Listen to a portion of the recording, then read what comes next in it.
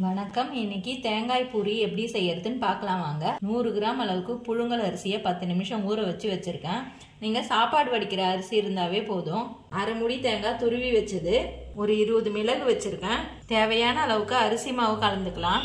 அரிசியில் இருக்க தண்ணியெல்லாம் வடிச்சு எடுத்துட்டு மிக்சி ஜார்ல போட்டு அரைச்சி எடுத்துக்கலாம்.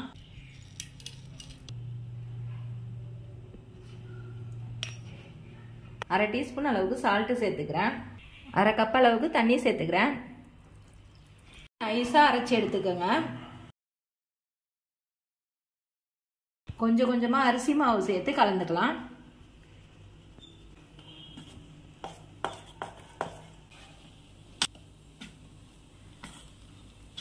ஒரு காட்டன் துணியை நல்லா ஈரம் பண்ணி இந்த மாதிரி பிளாட்டான தட்டுல போட்டுக்குங்க.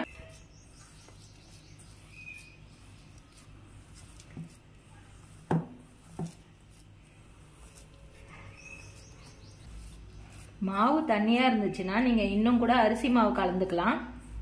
இப்ப நல்லா கலந்தாச்சு.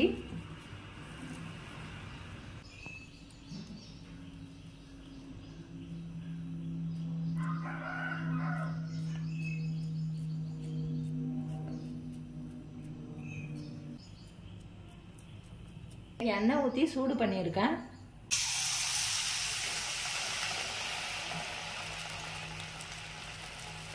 இந்த அளவுக்கு உப்பி வந்த பிறகு இப்ப திருப்பி போட்டுக்கலாம்.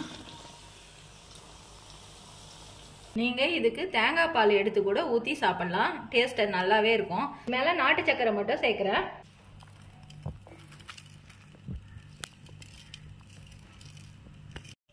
ஹெல்தியான இந்த தேங்காய் பூரியை நீங்களும் வீட்டில் செஞ்சு பாருங்க. செஞ்சு பார்த்துட்டு எப்படி இருந்துச்சுன்னு சொல்லுங்க. லைக் பண்ணுங்க, ஷேர் பண்ணுங்க, கமெண்ட் பண்ணுங்க, சப்ஸ்கிரைப் பண்ணுங்க.